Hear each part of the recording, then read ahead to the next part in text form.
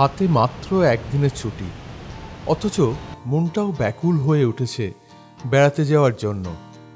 কিন্তু না, চিন্তার কোনো কারণ নেই। আজ আমি এমন একটা জায়গার সন্ধান দেব যেখানে আপনি একদিনের মধ্যেই ঘুরে দেখবেন দুটি সুন্দর জলপ্রপাত, পাহাড় ঘেরা সুন্দর একটি ড্যাম, পাহাড়, নদী, জঙ্গল, সমস্ত কিছু। প্রকৃতি প্রেমিকদের কাছে এটি স্বর্গ। এই প্রতিবেদনে আমরা জেনে নেব কিভাবে এই ট্যুর প্ল্যান করলে আপনি একদিনের মধ্যেই এতগুলো জায়গা ঘুরে নিয়ে সেই দিনেই আবার কলকাতায় ফিরে আসতে পারবেন। সারাদিনের এই বেড়ানোর আপনার খরচ কত হবে, সাইট সিনে আপনি কি কি দেখবেন, গাড়ি কোথা থেকে বুক করবেন, খাওয়া দাওয়াই বা কোথায় করবেন, সমস্ত কিছু ডিটেলস নিয়েই আজকের এই ভিডিও।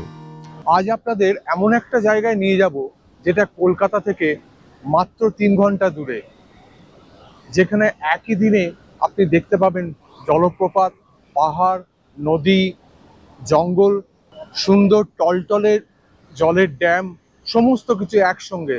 আবার একই দিনে কলকাতায় ফিরে যেতে পারবে। তাহলে আর দেরি না করে শুরু করা যাক। আমরা যাচ্ছি ধানবাদ। 12019 হাওড়া রাঁচি শতাব্দী এক্সপ্রেসে আমরা রওনা দিলাম ধানবাদের উদ্দেশ্যে, যেটা সকাল 6টা 5 মিনিটে হাওড়া থেকে রওনা দিয়ে সকাল 9টা 23 মিনিটে পৌঁছে যায় ধানবাদ। আমরা যাচ্ছি সিসি অর্থাৎ চেয়ার কারে, যার ভাড়া পড়েছে 723 টাকা। এই টিকিটের সঙ্গেই জলের বোতল, সকালের চা এবং ব্রেকফাস্ট ইনক্লুড আছে। এছাড়া এই ট্রেনে ইসি অর্থাৎ এক্সিকিউটিভ চেয়ার কারও আছে। ইসিতে ভাড়া পড়ে 1260 টাকা। হাওড়া থেকে ধানবাদ যাওয়ার পথে আমাদের ট্রেন 3টি স্টপেজে দাঁড়াবে: দুর্গাপুর, রানীগঞ্জ এবং আসানসোল। শতাব্দীতে না এসে আপনি হাওড়া গয়া বন্দে ভারত এক্সপ্রেস বা ব্ল্যাক ডায়মন্ড এক্সপ্রেসেও ধানবাদ আসতে পারেন। তবে ব্ল্যাক ডায়মন্ড এক্সপ্রেসে ধানবাদ এসে সমস্ত কিছু ঘুরে সেই দিনেই কলকাতা ফিরে যাওয়া বেশ চাপের, কারণ ব্ল্যাক ডায়মন্ড সকাল 6টা 15 মিনিটে হাওড়া ছেড়ে ধানবাদ পৌঁছয় সকাল 11টা বেজে 18 মিনিটে। এসে পৌঁছে গেছি ধানবাদ স্টেশন। সিঁড়ি দিয়ে ওভারব্রিজে উঠে আসতে হবে। এসে গেছি ধানবাদে। ধানবাদে ওভারব্রিজ দিয়ে সাধারণত ওই দিকে 1 নম্বর প্ল্যাটফর্ম দিয়ে বেরোতে হয়, কিন্তু যেহেতু কাজ হচ্ছে সেই জন্য আমরা 7 নম্বর প্ল্যাটফর্ম দিয়ে বেরোবো। এই সাইড দিয়ে বাইরে বেরোবো। ধানবাদ স্টেশনের বাইরেই রয়েছে গাড়ি স্ট্যান্ড। এখানে প্রচুর অটো ও 4 হুইলার পেয়ে যাবেন, তবে দরদস্তুর করে নেবেন। এখান থেকেই একটা গাড়ি বুক করে নিলাম। এই গাড়ি করেই সবকটা জায়গা ঘুরব। আবার এই গাড়ি বিকেলবেলা আমাদের ধানবাদ স্টেশন পৌঁছে দেবে। ধানবাদ স্টেশন থেকে আমরা প্রথমে যাব ভাতিন্ডা ওয়াটারফলস দেখতে। ধানবাদ স্টেশন থেকে যার দূরত্ব প্রায় 17 কিলোমিটার এবং যেতে সময় লাগে 50 মিনিটের মতো। ধানবাদ ভারতের কয়লার রাজধানী হিসেবে পরিচিত। ওই দূরে যেগুলো পাহাড়ের মতো দেখা যাচ্ছে ওগুলো সবই কয়লা খনি।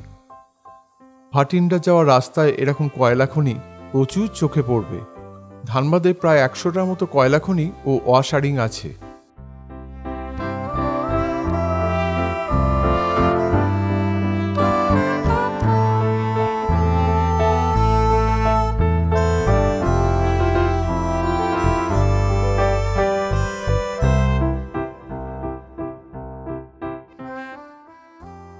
এসে পৌঁছলাম ভাটিন্ডা ওয়াটারফলসের দূরগোড়ায়। সামনে এটা হচ্ছে টিকিট কাউন্টার। এখানে গাড়ি পার্কিংয়ের জন্য 50 টাকা লাগে। যে কোনো ওয়াটারফলস দেখার আদর্শ সময় হলো বর্ষাকাল। এই সময়েই জলপ্রপাতগুলিতে প্রচুর জল থাকে। ভাটিন্ডা ওয়াটারফলসের দোরগোড়াতে এরকম একটা পার্ক আছে। এখানে বসার বেশ কিছু জায়গাও আছে, আর এইখান থেকে নামতে হবে সিঁড়ি দিয়ে। 3 ধাপে এই জলপ্রপাতটি। এই বর্ষায় এই ওয়াটারফলসকে দেখতে অসাধারণ লাগছে।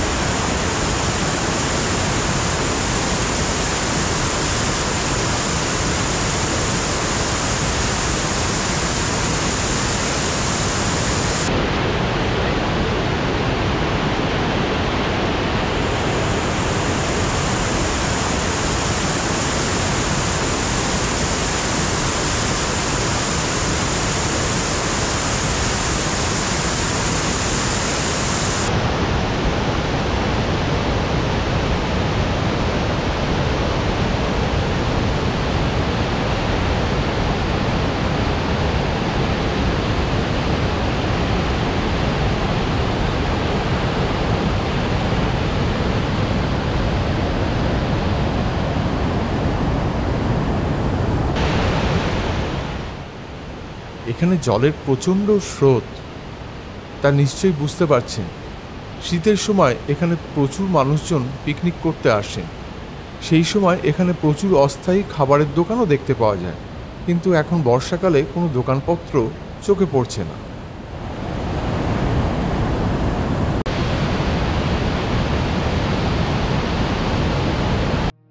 বর্ষার ভাটিন্ডা জলপ্রপাতের অসাধারণ রূপ উপভোগ করে আমরা এগিয়ে চললাম তোপচাঁচি ড্যাম দেখার উদ্দেশ্যে। এখান থেকে তোপচাঁচি ড্যামের দূরত্ব প্রায় 42 কিলোমিটার। যেতে সময় লাগে প্রায় 1 ঘন্টা 15 মিনিটের মতো। এখান থেকে রাস্তাটা ইউটার্ন নিয়ে সোজা চলে যাচ্ছে তোপচাঁচির দিকে, আর পেছনের রাস্তাটা সোজা চলে গেছে কলকাতার দিকে।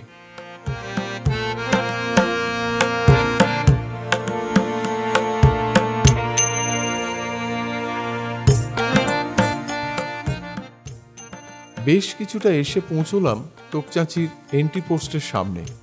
এখানে গাড়ির জন্য 100 টাকা টিকিট কেটে ড্যামে যাওয়ার ছাড়পত্র পাওয়া গেল। বাইক বা স্কুটারের ক্ষেত্রে অবশ্য 15 টাকার টিকিট লাগে। রাস্তাটা একেবারে ছবির মতো।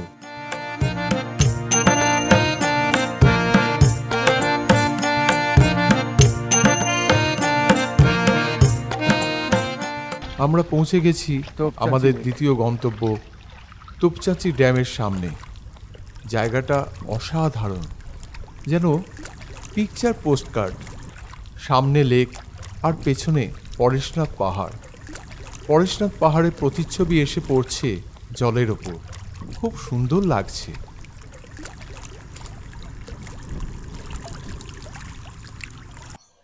আমরা এখন এসেছি ধানবাদের সব থেকে সুন্দর জায়গা তোপচাঁচি লেকের সামনে। এখানে আগেও বহু সিনেমা শুটিং হয়েছে, মানে বাংলা কালোজয়ী সিনেমা, আর এখনো শুটিং হয়। বলতে বলতে বৃষ্টি এসে গেল। কি দারুণ ওয়েদারটা! ছাতা মাথায় দিয়ে হাঁটছি, বৃষ্টি এসে গেছে। এখানেই হয়েছিল সেই গানটা, মনে পড়ে? এই সুন্দর স্বর্ণালী সন্ধ্যায় একই বন্ধনে জড়ালে গো বন্ধু। হ্যাঁ, হসপিটাল ছবির এই গান এইখানেই শুটিং হয়েছিল। যারা প্রকৃতিকে ভালোবাসেন, নির্জনতা পছন্দ করেন, তাদের এই জায়গাটা অসাধারণ লাগবে। ধানবাদ বেড়াতে এলে অবশ্যই ঘুরে যাবেন এই জায়গাটিতে। পাহাড় ও জঙ্গল ঘেরা তোপচাঁচি লেকের সৌন্দর্য ভাষায় প্রকাশ করার ক্ষমতা আমার নেই।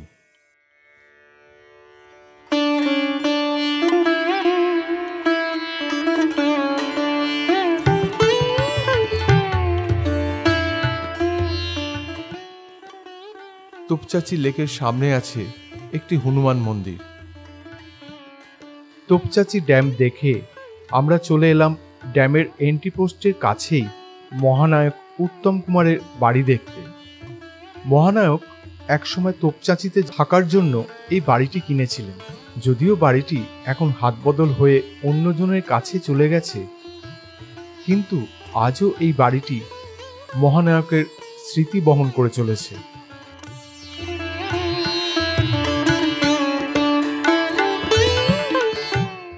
তোপচাঁচি থেকে ফেরার পথে আমরা রাস্তার ধারে একটা লাইন হোটেল, এইখানে আমরা লাঞ্চ করে নিলাম। আমরা যে রেস্টুরেন্টে এসেছিলাম সেখানে ভেজ থালি নিয়েছি। ভেজ থালিতে ছিল ভাত, ডাল ফ্রাই, পনির, একটা মিক্স ভেজিটেবল, আর চাটনি, স্যালাড, পাঁপড়। এটার দাম হচ্ছে 170 টাকা। এখান থেকে আমরা রওনা দিলাম গিরিডি জেলার উশ্রী ওয়াটারফলস দেখার উদ্দেশ্যে। তোপচাঁচি থেকে যার দূরত্ব প্রায় 68 কিলোমিটার, যেতে সময় লাগে প্রায় 1.5 ঘন্টার মতো। যাবার রাস্তার দুধারের দৃশ্য অসাধারণ। উশ্রী যাওয়ার পথে এটি হচ্ছে বরাকন নদী।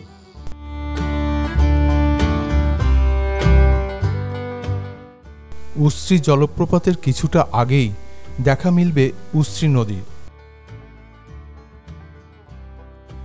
রাস্তার দুপাশের পাহাড় দেখতে দেখতে আমরা পৌঁছে গেলাম উশ্রী ওয়াটারফলসের দোরগোড়ায়।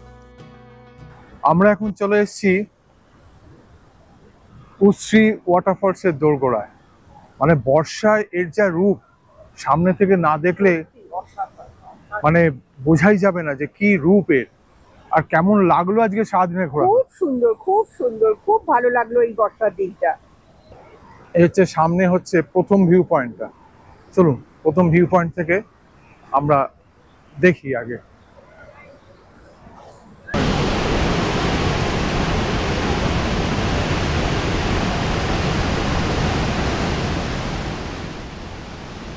বর্ষায় এই জলপ্রপাতের রূপকে অসাধারণ লাগছে। উশ্রী নদী এখানে পাহাড়ের ওপর থেকে নিচে ঝাঁপিয়ে পড়ছে। উশ্রী হচ্ছে বরাকন নদীর একটি শাখা নদী। এটা হচ্ছে উশ্রী জলপ্রপাতের একেবারে সামনের ভিউ। এই রূপের কোনো তুলনা হবে না।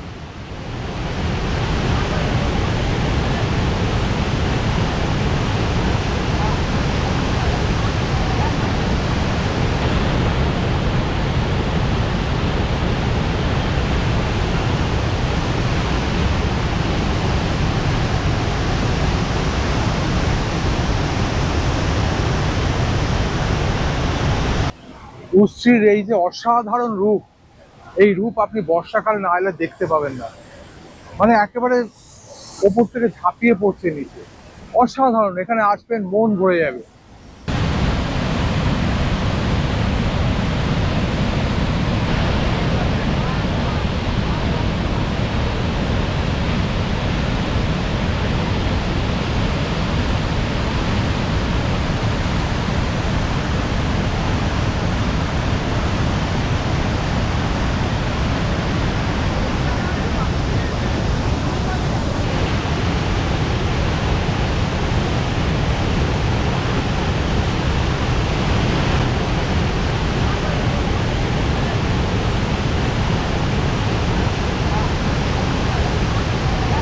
আজকে আমরা ধানবাদের যে অসাধারণ ট্যুরটা করলাম, সেই ট্যুরটা আমরা ঘুরলাম এই রাজাদার গাড়িতে করে।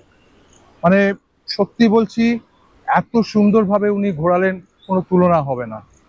আর সারাদিনের এই ট্যুরে আমাদের 4 সিটার গাড়ি খরচ পড়লো 3000 টাকা। আমি ওনার ফোন নাম্বার স্ক্রিনে দিয়ে দেবো।